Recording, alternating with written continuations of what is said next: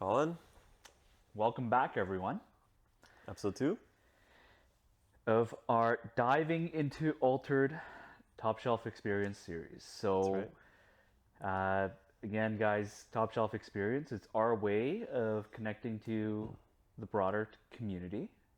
For those who aren't able to come into our store, what we aim to do is just kind of share our thoughts and give you as much of a replicable experience of if you were in the store and chatting with us. We love to chat with people, so come into our store. Let us know what you guys are thinking about, talking about, what you guys are playing. We're always down for a chat. So come stop by and we'll figure it out. Yeah, yeah. So, in the last video, we kind of started going towards this organized play, casual, competitive conversation, and I feel like that warranted Yeah, its own video. That's a yeah, big conversation. So, let's talk about that. yeah. So I think like at the base of it all, Equinox created a really accessible game. Wouldn't you agree? Like Yeah, for sure. it makes a lot of sense because they're for primarily a board game maker creator, and board games typically are accessible. You pick it up, it's fun, and usually you can get the family involved. Obviously there's different types and layers of complexities with board games, but I really felt like they took that approach, especially with Altered, because uh, the game is inherently fun. It's not overly complex, but it can be. It absolutely can be, and Yes. that's where we're going to take you from talking about casual, playing it casually, playing it organized play, and then tournaments and regionals, worlds, etc., Yeah. etc. Yes, I feel like, at the base level, the learning curve is fairly low for a TCG, right? You know, Usually TCGs, Pokemon, Magic, Yu-Gi-Oh, to be able to play, you got to know how to pilot your deck really well. You kind of got to know what you're facing and what your opponent is capable of so that you can potentially counter or not lock yourself into a bad spot where you can't do anything. Whereas with Altered, you can kind of pick up a starter deck and your opponent can pick up a starter deck and you can just start drawing cards, and as long as you know how to play the game and how it functions, you can kind of just play cards as you go and just intuitively play the game without being too worried about like a big grand strategy. And obviously, again, as you get more competitive, that is an aspect, but at the base level, yeah, you can just pick up and play. Yeah, it's interesting that you mentioned that because when you think board games, you think okay, there's a board, obviously, right? It's in the name. But there's actually a lot of board games that are surprisingly card based. Yeah, Dominion. Dominion, Seven Wonders is one that comes to mind. Yep, Like yep. that's you have your board, which is kind of like your wonders, but you're for the most part playing with a kind of like communal deck Yep. almost. And so I feel like Altered and what Equinox did was almost take that to the next level of it's still almost a board game. Even the way they present it, right? Like you have this like little card that details like the steps of your turn. Yeah, the little cheat sheet or a little Yeah, like which is very honestly very very board board game game like. Yep, esque, yep. right? It's like, oh, like what do I do this turn? Oh, okay, like this is what I do, right? And I like thought that was ingenious because like maybe other TCGs do it, but not to that level of simplicity. And I think that's where creating a board game that is accessible and playable by all is probably the most difficult question to answer for Mm-hmm. most board game makers. Mm-hmm. Because if you make it too complex, people lose interest, they get frustrated, they stop. And I feel like having that mentality with trading card games is part of the recipe for success, because as long as people learn the baseline and they're having fun, they're going to get into the nitty gritty. They're going to get into like the meta, the strategy, and everything, right? So I think the way that they approached it, it is essentially a board game in your pocket that you could play casually at home and not deal with any of the organized play at all. Yeah. You don't even have to scan your QR codes. Yeah, it's true. And you know what? At the end of the day, in my opinion, if I was Equinox, that is a win. If it stopped there, that is a win. Yeah, if it was fully rolled out and it was a successful board game on its own, yeah. Yeah, like think about it, right? They could have easily structured it, you get a board game and the board game contains 6 different decks. Yeah, and your expansions is new decks and stuff like that. Right? Yeah, you start with 4 decks and then each expansion gives you like an extra 2 decks or something. And you play with the decks and, everyone's happy and you pay $80 for a board game now. This is Canadian, by the way, but you pay $80, you get a good solid board game and boom, done. What I think they've done and what sparks my interest is potentially they're almost bridging the gap between the board game industry and the TCG industry. And then what I'm hoping is they're bringing the best of both worlds and colliding it into one. And we're pretty optimistic that Altered is going to be that, fulfill that vision. Yeah. So, like we said, learning curve is fairly low. So, quite gives you a path to invite others to learn the game, like family, partners, spouses, stuff like that, where it's not as intimidating. Yeah. And yeah, that's huge. Like just to be able to get into a new game, but drag people into it easily without like too much friction and a lot of selling points of like, you can pick this up easily, you can play, you can just get a starter deck and you're good kind of thing. So I mean, we convinced, basically everyone at our store to be interested in Altered. Yeah. Which is no easy feat, right? Yu-Gi-Oh players, Magic players, right? Digimon, One Piece, Flesh and Blood, Yeah. right? We convinced our wives to play, right? And what's interestingly enough, at the Roadshow, which is kind of Altered's pre-release, right? Yeah. It's kind of like a demo event. We actually got a lot of people coming into the store who wouldn't normally be a TCG player, but they played board games, and because of Equinox and there's a buzz in the board game communities, they heard about it and they got opened up into a world that is Altered, which I think is honestly it's a fun, new, exciting experience where in our lifetime, right, like you're not really there to capture the initial essence of a new TCG very often, especially one that's gaining traction, becoming more and more successful. So yeah, for sure. And that's just the base level, right? Like, right. I think that they've set it up in a way that the game can have a big platform to be competitive and a lot more complex, right? Yeah.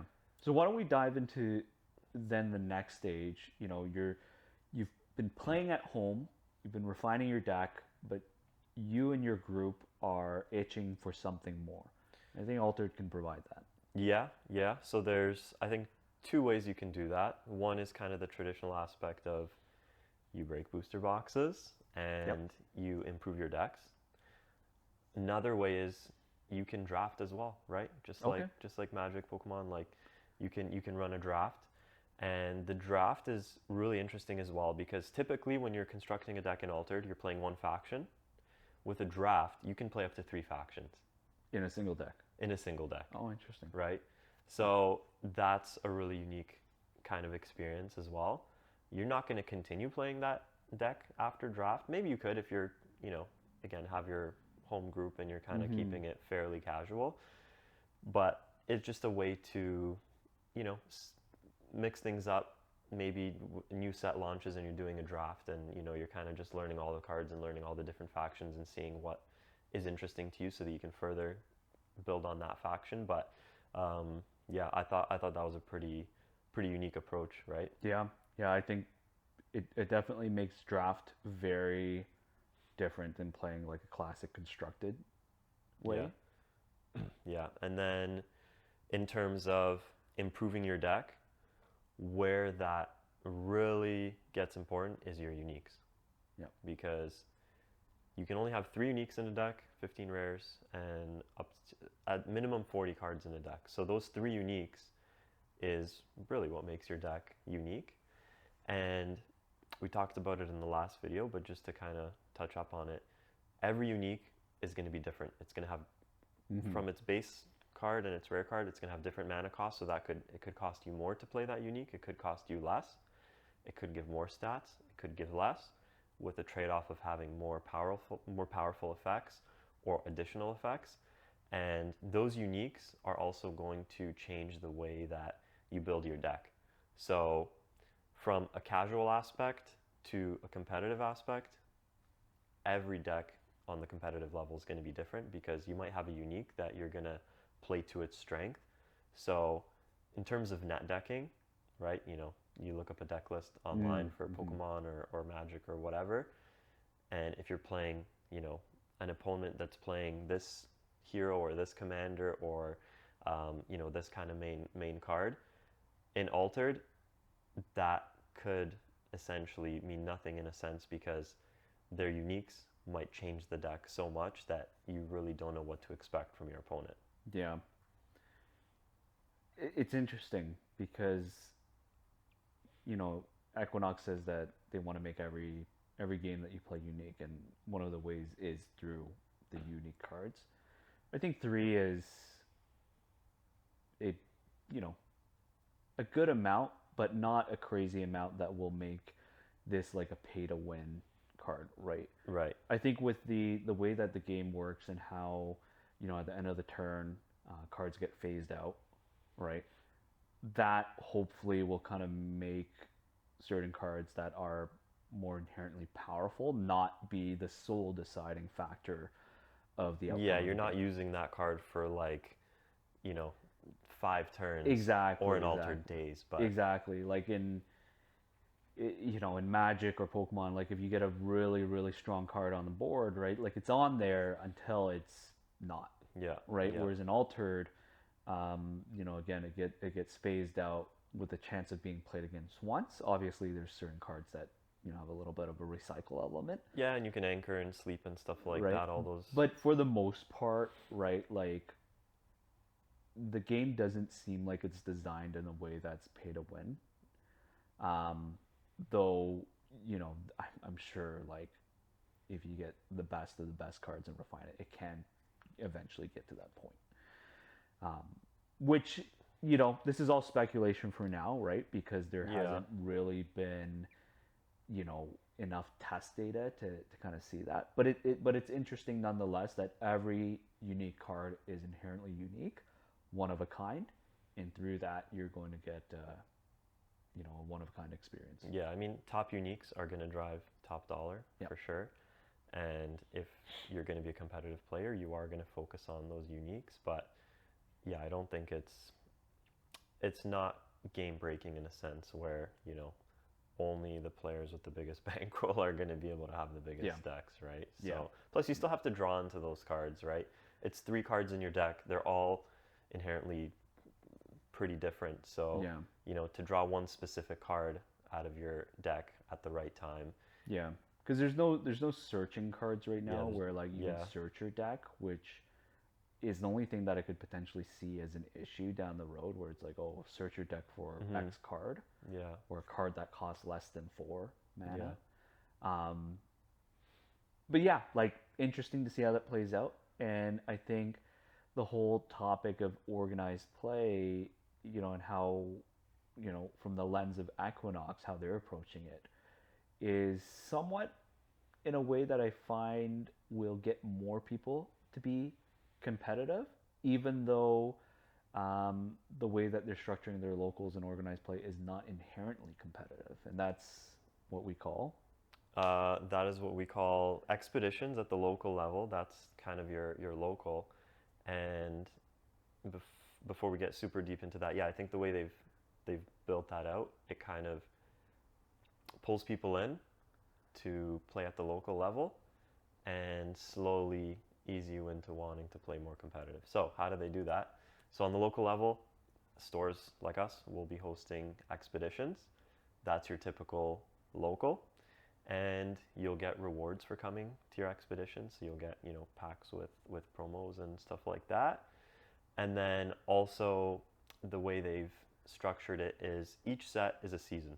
So set 1 is a season 1.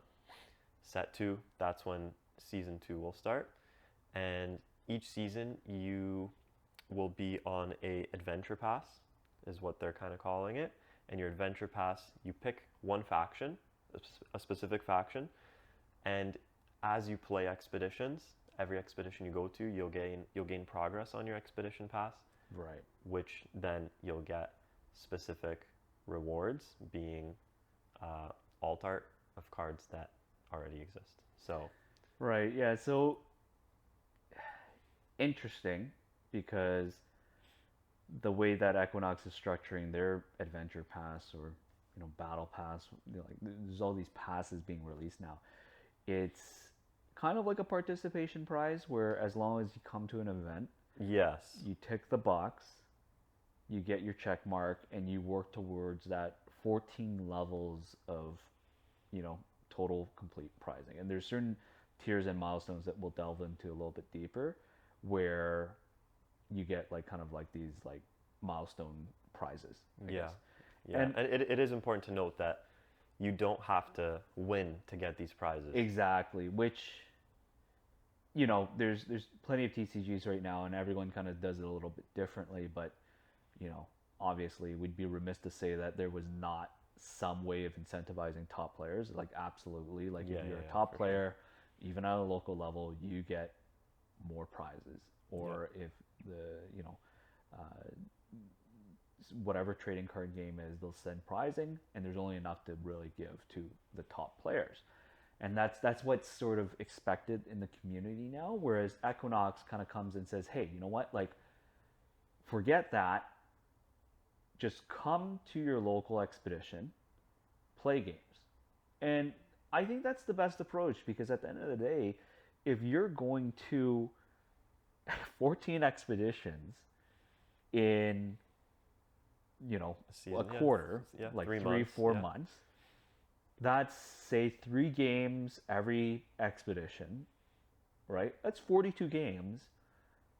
You can't tell me that you're not going to become a better player just by going along the process. And I think that honestly is a fantastic, refreshing approach, because it's not like a carrot on the stick approach, where it's you got to be the best and be very, very hyper competitive, and it promotes net decking. It discourages you from just testing cards and decks that you want to play, and instead focuses on you getting your reps in, right? It's kind of they're not saying go to the gym and whoever bench presses 200 pounds, 225 pounds gets the prize, right?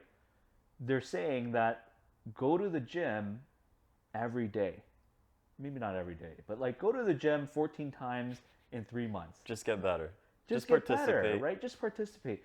And you're telling me that anyone out there who does something enough times that they don't eventually become a little bit better at it? I think that's the best approach, because it's a friendly approach. It doesn't discourage people. It welcomes people to try new things. And more importantly, it connects people to the community, which I think is honestly the best point. Yeah, and to that point, it kind of builds on that low learning curve, low barrier to entry, where you can show up to a local and you don't have to feel intimidated about trying to have the best record. You're just playing. Either way, you're progressing on your path. And you're not, Also, I wanted to say, they took that online style of progression path, where the more you play, you're kind of learning experience and you're reaching these milestones.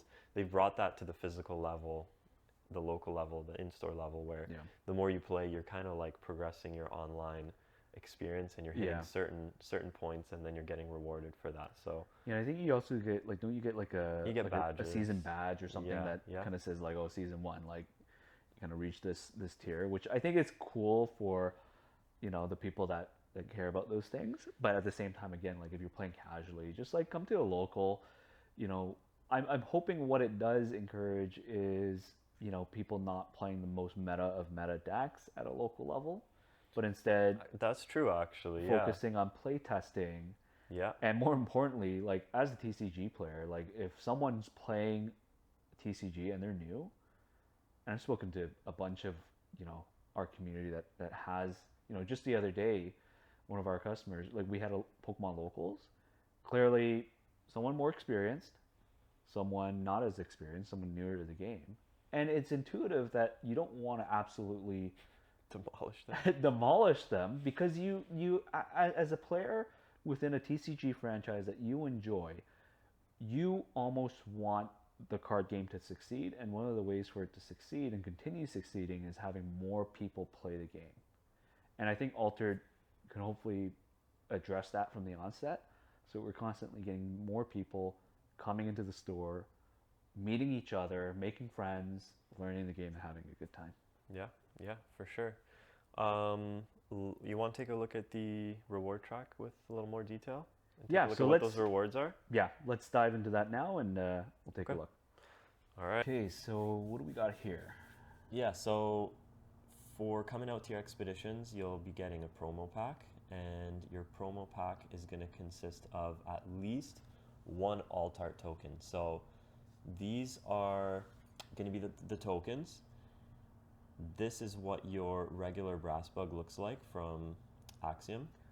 Cute little guy. Yeah, and then this is the alt-art. Okay, like, to me, like that doesn't like I think that's due in part to the fact that the base card, like the regular version, is already very nice. Yeah. I don't see like a very drastic difference. Like It's yeah, more so just like a spotlight on the yeah, brass bug. like you know the sun shining on the bug and like yeah, it's a nice card. Yeah. Okay, moving on. The base Budra for Bravos. All right. That's the base one we're used to. And here is the alt. I think that's a huge Yeah, upgrade. so I think like that coming from like other TC, like that is what I would say is an alt, Yeah. right? Like kind of got like this Lion King Simba vibes. Yeah, And very majestic. that's cool. That's Yeah. really cool there. All right, moving on, we have the regular Ortis Recruit token, and we have the two versions of the core. You have the male and the female, and then the alt art just puts them both together, and there is only one version of the alt, so I don't know. it just combined. Yeah, I feel like it's- that's like a little bit. Yeah, I feel like here they're ready. The original, they're ready for battle, and then the alt, they're kind of Yeah. just like hanging out. He's like reading a book. Like you could have flipped it, and I could say like the ready for battle one is like almost the alt version. Yeah, I feel like they should have made two separate ones, right? Yeah, or they could have put like armor on them, Yeah. right? Yeah. Like something to show like Yeah. it's Yeah. okay. I- Probably not my favorite. I for agree. sure. I agree. It's okay. All right. Ma from Izmir. This is the sacrifice token. So this is the regular one. Yeah, All right. beautiful then- card by the way. Yeah, it's a Like cool just card. in its own. Yeah, it's a cool card. And this is the altar. Yeah. Also a huge upgrade. This reminds me of the Budra upgrade, right? Like very kind of Yeah, similar. yeah. Like very similar style too, right? Like kind of like there's a bit of a vista, like some sort of landscape in the background, and very nice lighting, and then you see more of the maw. Yeah, yeah, and actually all three of the tokens, except for the Ortis, they kind of get that like spotlight right on them. Yeah, yeah, yeah. With that light Yes. shining, right? Yeah. And the Maw on trend with Ysmir reminds me of the Kraken, where he's kind of in the water and he's Yeah. got the light shining through. So Yeah, that's really neat. yeah, I think that's a beautiful card. Definitely Boudra and Maw, I think, are the stronger ones. Yeah, yeah, which actually are my two favorite decks. So I am happy about that. There you go. Yeah. Sorry, Ordris players. Sorry guys, you can't win them all. You can't. Still Alright. strong though. 1/1 token each turn. Like Yeah. All right. So then we have, as part of the adventure pass, we talked about how there's certain levels that you reach, and then Yeah. you'll get a alt art reward. So it's going to be 3 levels, 5, 10, and 14 stamps, and I believe you get a stamp every time you attend an expedition. So to get your all 3 levels, you're going to want to attend 14 expeditions. Yeah. And you can, if you break that down weekly, that's 14 weeks. But if you go to multiple stores and whatnot, you can reach that much faster. But Yeah. it's important to note that once you're completed one, you can't do another adventure pass. So you pick one faction per season, Right. and then you just work towards that. So you can finish it as quickly or as slowly as you want. You don't need to rush through it because you won't be able to do multiple. Yeah. So, and let's take a look at. I mean, you could technically. I mean, this is digressing, but like, you could technically have multiple accounts. Yeah, Couldn't you? yeah. Couldn't you have like an account that's like blue, and then an account's like purple, and then kind of keep it in its own ecosystem? Yeah, I guess you technically could. I don't know if that goes against terms of service. Yeah, so. okay. Well, we're gonna look into that. So no one take that as advice in Equinox if you're watching. Yeah. Disregard. Okay, so the theme for Season 1 Adventure Pass is the training cards for each faction, Yep. which each faction has kind of a training spell that provides some sort of buff. So for Axiom, we have the mechanical training. So this is the core card that everybody's going to be used to seeing. All right. Yep. And this is the Adventure Pass alt art. Yeah. Okay, so starting with the common, pretty cool card. Working, a little engineer working on fixing up the, what is that? Looks like the Foundry. The Foundry, okay. Maybe she's in the. I don't know. I'm not an Axiom player, guys. Yeah. I don't know. I don't know. And then The here, alt looks cool though. The alt rare. yeah. So at 5 pass or at 5 stamps on your adventure pass, you'll get the common alt art unlocked. At 10, you'll get the rare. All right. So here's the rare. I think this one looks a lot That's really cooler. It's got the lightning, and I think if you foil this card, I It think could look that's really gonna cool. look sweet. And then at 14, you get your out of faction rare. So it'll look the same, but it'll just be the out of faction rare version. Moving on to Bravos. Here is your regular physical training, your common, and rare. your rare, and then here is your alt. Here's the common. Yeah. Thoughts? Compared to the I like the gold armor transition from rare to common normal. I wish they replicated that in the alt. With that said, I'm a huge fan of the season element. Like that, those look like some sort of cherry blossom. Like you even have some leaves on the table. yeah. I think that's cool. And the sword's glowing, so definitely a nice card. Yeah, I think it's a cool card. I do like that transition from like spring to I don't know, summer bloom, I guess. Yeah, and what you actually notice is you have that transition of weather in the normal card. Yeah, too. yeah, just at a much Very, more very subtle subtle. level. You Very, see the very pink subtle. leaves, you don't Yeah. see the tree at all. Yeah. But it tells a story, which I Yeah. really like. It's the attention to detail. Yep. Okay.